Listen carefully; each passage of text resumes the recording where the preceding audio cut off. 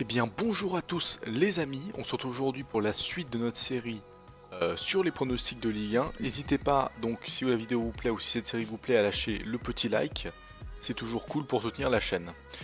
Donc alors on va commencer avec le match qu'il y a vendredi soir, donc ouverture de la 26e journée, donc Strasbourg-Lille.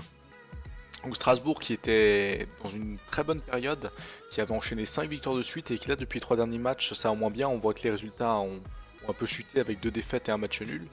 Lille égal à lui-même pour le moment, Lille qui fait une excellente saison hein, et qui donc conserve sa deuxième place justement, c'est pas parce que les autres derrière font des mauvais résultats, c'est parce que Lille fait des bons résultats. Alors là ça va être un match assez compliqué, ça va jouer à Strasbourg. Strasbourg c'est quand même pas, malgré les mauvais résultats, c'est toujours pas une mauvaise équipe, hein, c'est toujours une bonne attaque, etc. Donc ça va être un match très difficile, même si je vois le LOSC s'imposer quand même. Oui, ici je vois pas de match nul ou de victoire de Strasbourg, j'irais plutôt une victoire de Lille. Pas facile, peut-être une victoire de 1, mais une victoire de Lille avec pourquoi pas un but de Nicolas Pepe, comme on voit qui est déjà à 16 buts en 25 matchs, qui est assez exceptionnel. Très très bonne saison d'ailleurs de Nicolas Pepe. Ensuite le match PSG Nîmes, donc là on passe à samedi.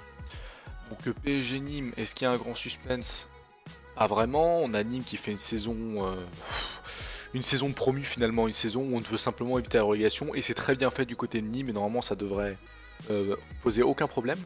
Du côté du PSG, on carton plein en ce moment comme on voit les 5 victoires, mais comme c'est une forme qui est assez habituelle du côté du PSG, notamment en Ligue 1, mais cette fois-ci il y a aussi une victoire en Ligue des Champions face à Manchester United et donc on a un PSG qui est assez impressionnant et je vois pas le PSG s'incliner face à Nîmes, surtout à domicile au Parc des Princes. Donc ici je vois une victoire assez facile du Paris Saint-Germain avec au moins 2 buts d'écart. Peut-être une victoire même 2-0, 3-0, 3-1, un truc comme ça. Je dirais victoire du PSG avec 2 buts d'écart et un but de Kylian Mbappé.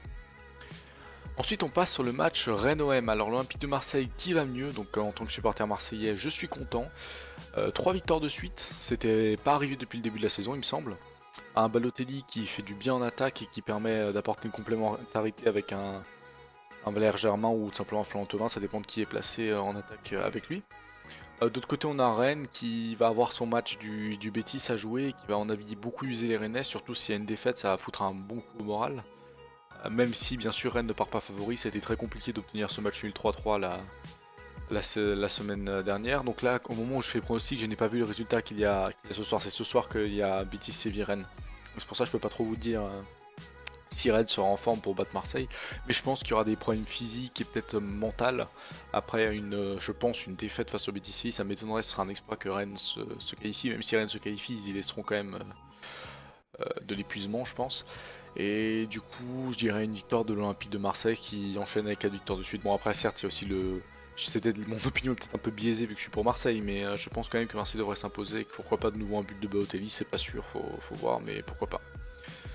Ensuite, le dernier match auquel on va s'intéresser, c'est le match du dimanche soir, Monaco-Lyon. Alors on a Monaco qui est dans une meilleure forme actuellement, qui s'est sorti enfin de la zone de relégation. Je crois que c'était la première fois depuis le début de la saison qu'il sort de la zone de relégation. Ça fait du bien et ça fait aussi un peu plaisir, parce que Monaco c'est quand même un des projets sportifs dans lequel il y a le plus d'argent qui est investi. Certes, en ce moment ça a été...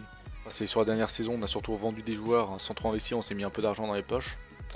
Est-ce que c'était bien? Bah on voit que ça c'est pas super de vouloir faire uniquement du profit, il faut aussi un intérêt sportif pour le club. Après ici ils tombent face à Lyon, Lyon qui est quand même dans une très bonne forme, qui a son Nabil Fekir qui est à 100% et en forme vu qu'il n'a pas pu jouer le match face au Barça. En plus ils n'ont pas fait un mauvais match face au Barça justement, je me répète mais c'est très important, du coup ils seront quand même motivés. Et je pense qu'on va avoir une victoire assez facile de Lyon. Hein. Je pense qu'il va y avoir même un gros score pour Lyon, peut-être un 4-1. Oui, pourquoi pas les petits pronostics 4-1 pour Lyon face à Monaco, avec un but de Nabil Fekir et un but de Martin Terrier, allez pourquoi pas. Un but de Terrier et un but de Fekir. J'espère que cette petite vidéo sur le pronostic de Ligue 1 vous a plu. N'hésitez pas à vous abonner, hein, ça fait toujours plaisir, et à partager ma vidéo, c'est ce qui permet le plus de soutenir la chaîne et peut-être de me faire avancer sur YouTube. Donc si vous voulez me soutenir, faites-le. Et donc on se retrouve pour la prochaine vidéo qui sera la vidéo pronostic de la première ligue. Donc je vous dis à très très vite, ciao ciao.